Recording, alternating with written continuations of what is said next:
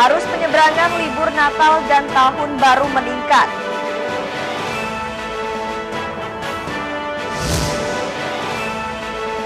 Ratus personel bertugas amankan Natal dan Tahun Baru di Lampung Selatan.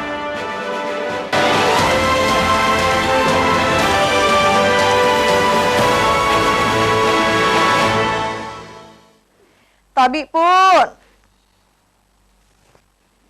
Selamat pagi pemirsa iNews di Bandar Lampung dan sekitarnya. iNews Lampung kembali hadir ke hadapan Anda selama 30 menit ke depan. Lonjakan penumpang di Pelabuhan Bakauheni Lampung Selatan terjadi di libur Natal dan Tahun Baru. Ratusan petugas mengamankan arus penyeberangan. Pemirsa, bersama saya Citra Ramadanti, inilah iNews Lampung selengkapnya.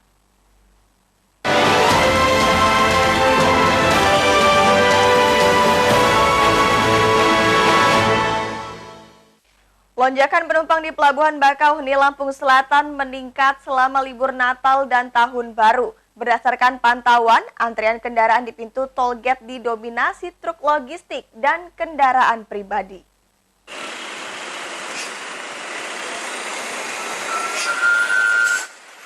Arus lalu lintas Natal dan Tahun Baru 2022 di Pelabuhan Bakauheni terpantau ramai lancar.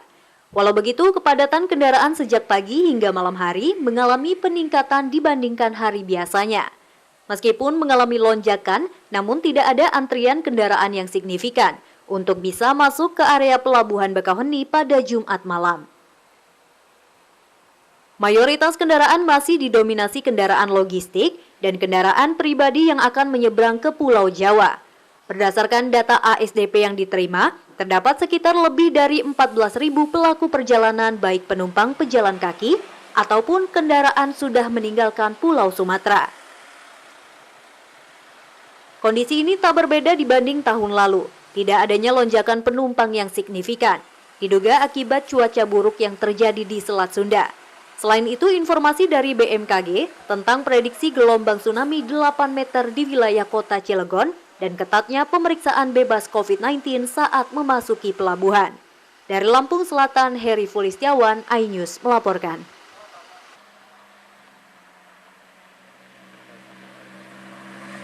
Ratusan anggota tim gabungan mengamankan arus Natal dan Tahun Baru di Lampung Selatan. Personel disebar di 9 titik pos pelayanan Natal 2021 dan Tahun Baru 2022.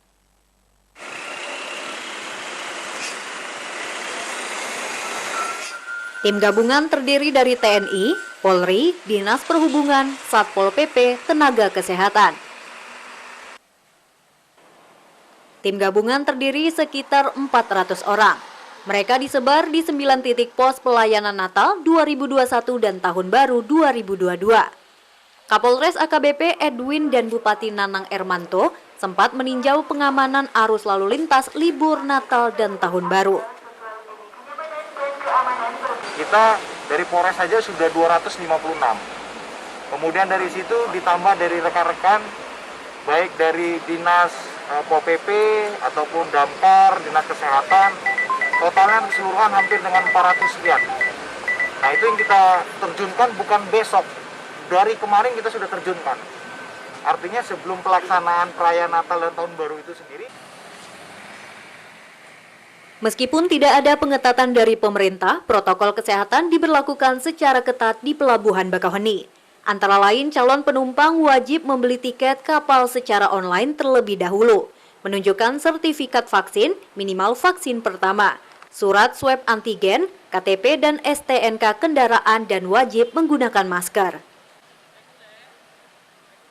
Apabila calon penumpang tidak bisa menunjukkan sertifikat vaksin, diarahkan oleh petugas untuk ke pos pelayanan vaksinasi dan kesehatan di Pelabuhan Bakauheni. Dari Lampung Selatan, Heri Fulistiawan, iNews melaporkan.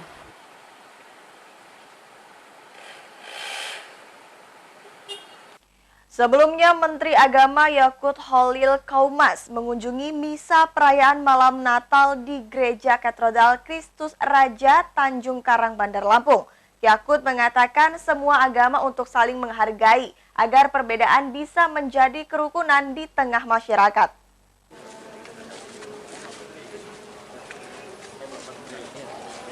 Dalam kunjungan ke Gereja Katedral Kristus Raja Bandar Lampung, Menteri Agama Yakut Kholil Qaumas mengimbau untuk seluruh masyarakat beragama hendaknya saling menghargai dalam hal perbedaan.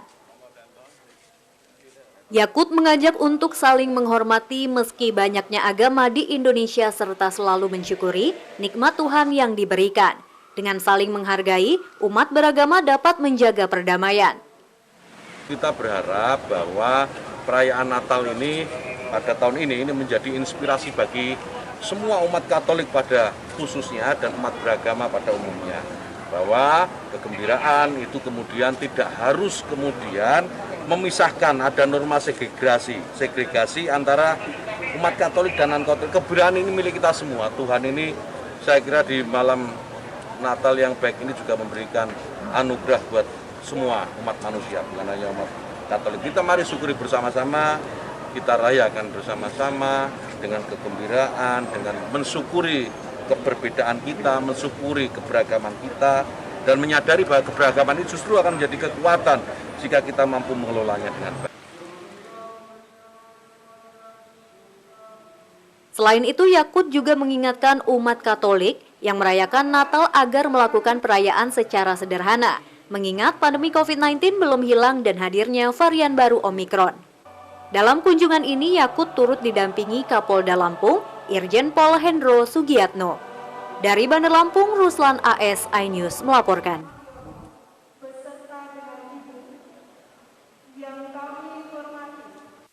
Wakil Menteri Pertanian Harfiq Hasnul Kolbi mendorong pengusaha yang tergabung dalam Jaringan Pengusaha Nasional atau Japnas Lampung, pengelola sumber daya alam pertanian.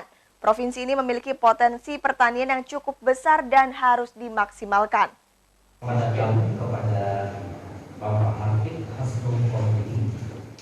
Hal tersebut diungkapkan Wamentan Harfiq Kolbi saat menggelar pertemuan dengan para pengusaha yang tergabung dalam Jaringan Pengusaha Nasional Lampung.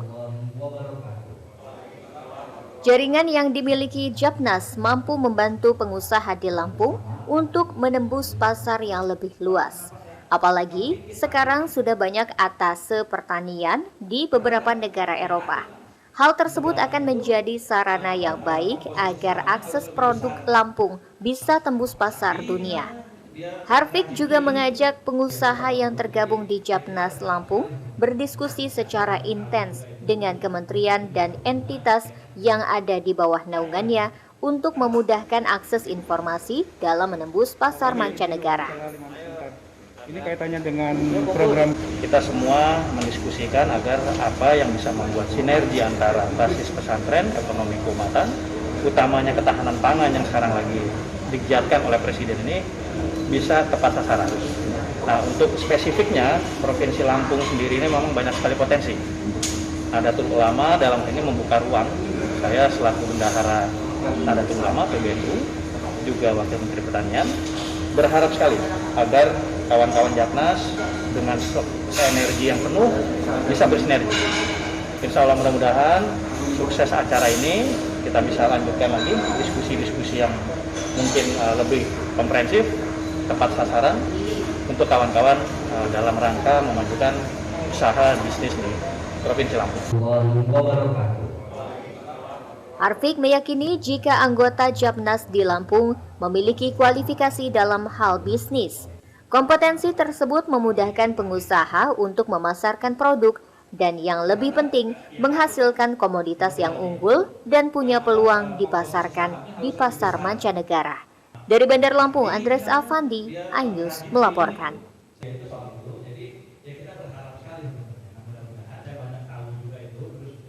Pemirsa, setelah jeda pariwara berikut, kami kembali dengan liputan tentang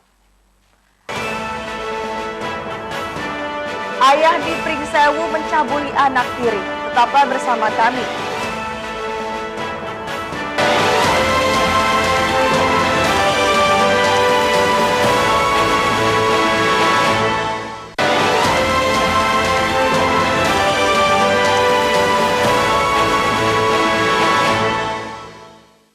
Pemirsa, Anda masih menyaksikan iNews Lampung.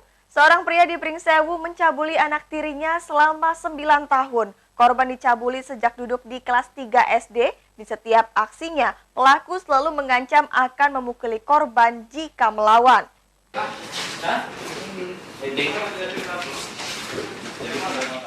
Tersangka SU mencabuli anak tirinya sejak tahun 2012.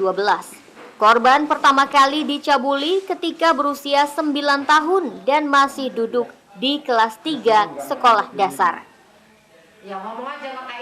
Perbuatan melanggar hukum dilakukan berulang-ulang kali. Pria 51 tahun ini mencabuli korban di kamar mandi, bahkan di jalan dan kebun.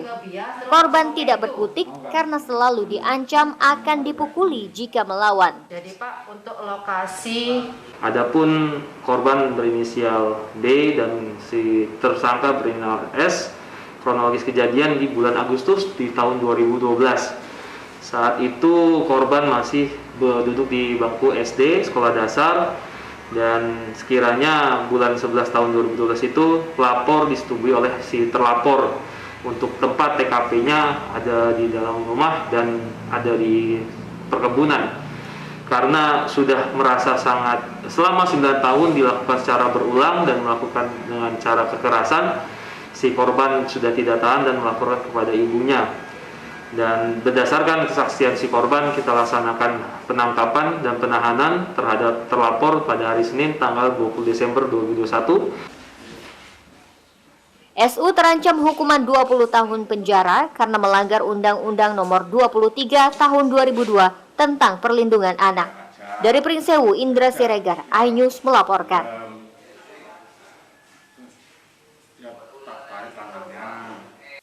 Guna mengantisipasi penyebaran virus COVID-19 varian Omikron di Bandar Lampung, polisi memperketat jalur poros perbatasan kota Bandar Lampung dengan sejumlah kabupaten kota di Provinsi Lampung. Polisi merazia setiap warga yang hendak masuk kota Bandar Lampung dan mewajibkan vaksin bagi warga yang belum divaksin.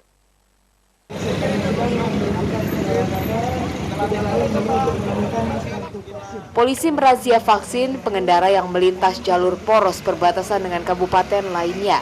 Puluhan warga yang terkena razia yang belum dilakukan vaksin, baik tahap pertama dan kedua, dilakukan penyuntikan vaksin COVID-19. Satu persatu pengendara baik dari luar Lampung maupun masyarakat sekitar dilakukan pemeriksaan dokumen vaksin saat melintas masuk kota Bandar Lampung. Warga yang belum divaksin dianjurkan untuk divaksin di gerai vaksinasi yang disediakan petugas di lokasi razia. Razia merupakan pencegahan penyebaran varian baru virus Omikron. Razia vaksinasi untuk mendorong percepatan vaksinasi di kota Bandar Lampung. Kenapa belum Ini dosis yang kedua sih, sebelumnya kan udah divaksin, ini jaraknya udah lama, cuman kemarin tuh waktu nyari dosis yang kedua agak susah, makanya pas kalian ada jadi mampir.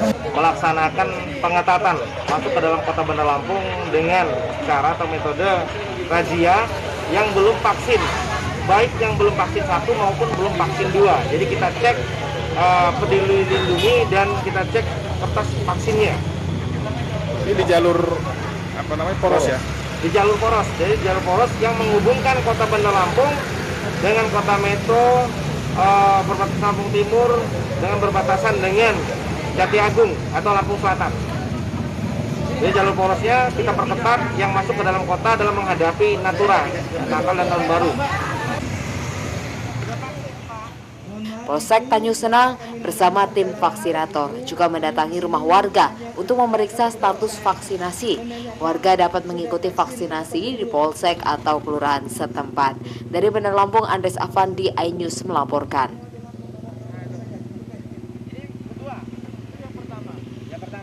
Pemkot Bandar Lampung menggandeng ID untuk mensosialisasikan vaksinasi anak usia 6-11 tahun. Tim akan melakukan roadshow di 126 kelurahan kota Bandar Lampung untuk pemeriksaan kesehatan. Tema bersama dengan ID Kota Bandar Lampung, intinya kita akan ke daerah-daerah. Wali Kota Bandar Lampung Eva Dwiana menggandeng ID Bandar Lampung untuk menyosialisasikan vaksinasi anak usia 6 hingga 11 tahun. Selain vaksinasi COVID-19, Pemkot dan ID juga akan melakukan pemeriksaan kesehatan gratis di 126 kelurahan. Diharapkan kolaborasi ini dapat membantu orang tua agar mengizinkan anaknya divaksin. Vaksin COVID-19 merupakan ikhtiar terakhir, apalagi varian baru virus corona Omikron rentan terhadap anak-anak dan lansia. Apalagi pemerintah berharap banyak, yang tadi Bunda bilang mau kemah bersama di Kota Bandar Lampung dan semua dokter-dokter nakes kita yang ada di Kota Bandar Lampung.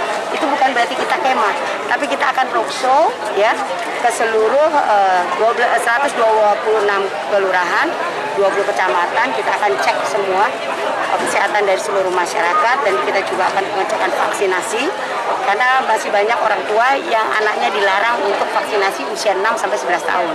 Nah, nanti kita akan kolaborasi gimana caranya supaya orang tua, wali murid ini, karena ini ikhtiar yang terakhir ini vaksin. Ya, itu memang sangat bagus sekali. Kita akan seperti berupa roadshow, kita akan keliling, kita akan melihat ada apa permasalahan di tiap kecamatan.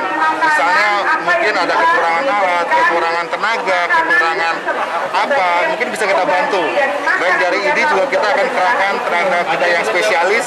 Misalnya ada penyakit khusus yang membutuhkan perawatan dari dokter spesialis akan kita bantu untuk kita kerahkan. Kami juga ada bazar-bazar. ID Bandar Lampung mendukung program vaksinasi anak. ID akan mengerahkan dokter spesialis untuk mengetahui penyakit masyarakat selama roadshow berlangsung. Dari Bandar Lampung, Ruslan AS iNews melaporkan.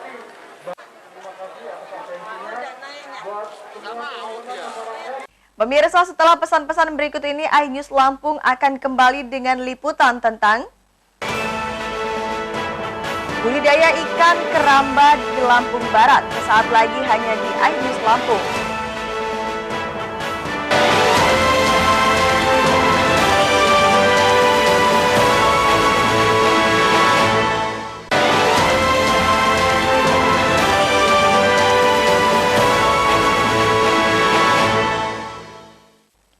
Budidaya ikan keramba danau di Kecamatan Lumbok Seminung, Kabupaten Lampung Barat jadi penopang utama perekonomian masyarakat setempat. Pendapatan rata-rata warga pembudidaya ikan di wilayah setempat mencapai hingga 8 juta rupiah per bulannya.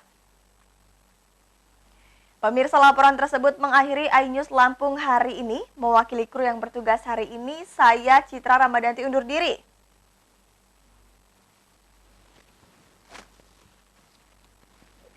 Bersama kita cegah penularan COVID-19 dengan mematuhi protokol kesehatan. Terima kasih dan sampai jumpa.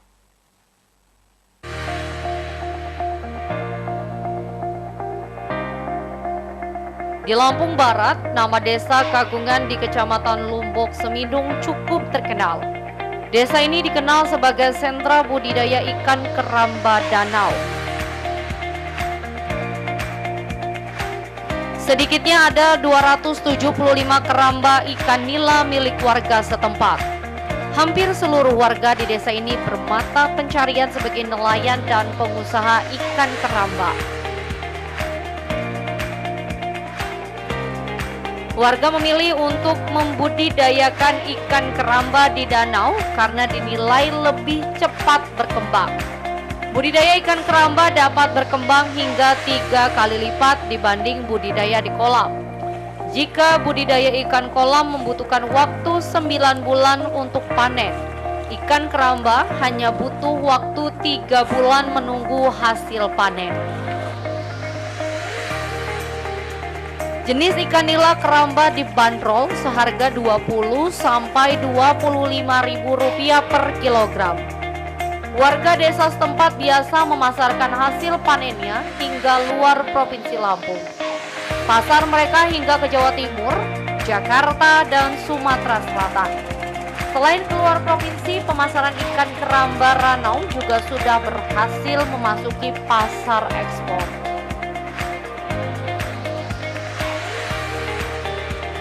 Sekitar 80% warganya mengandalkan budidaya ikan keramba sebagai penghasilan utama. Pendapatan per kapita atau penghasilan rata-rata masyarakat mencapai hingga 8 juta rupiah per bulannya.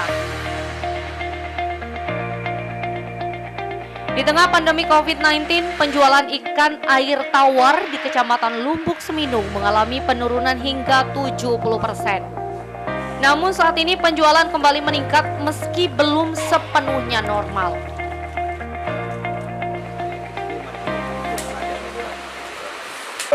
Kebanyakan 80% penghasilan masyarakat di sini dari perikanan, dari perikanan keramba ataupun perikanan danau yang lainnya. Sudah bisa mencukupi kebutuhan sehari-hari Pak ya, masyarakat dari hasil keramba ini? Alhamdulillah selama ini dari tahun 2012 kami buat percontohan dan didukung oleh Dinas Perikanan Kabupaten Lampung Barat hingga meningkatkan per kapita ataupun pendapatan masyarakat yang ada di sini. Dan untuk saat sekarang alhamdulillah sudah meningkat kesejahteraan masyarakat. Untuk penghasilan masyarakat per kapitanya rata-rata 7-8 juta per bulan.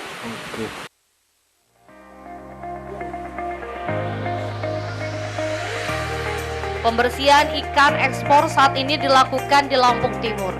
Warga berharap ada perhatian dari pemerintah, yakni pembangunan gedung dan sarana prasarana pembersihan ikan guna memudahkan masyarakat untuk ekspor hasil panen. Dari Lampung Barat, Enrico Ngantung, iNews melaporkan.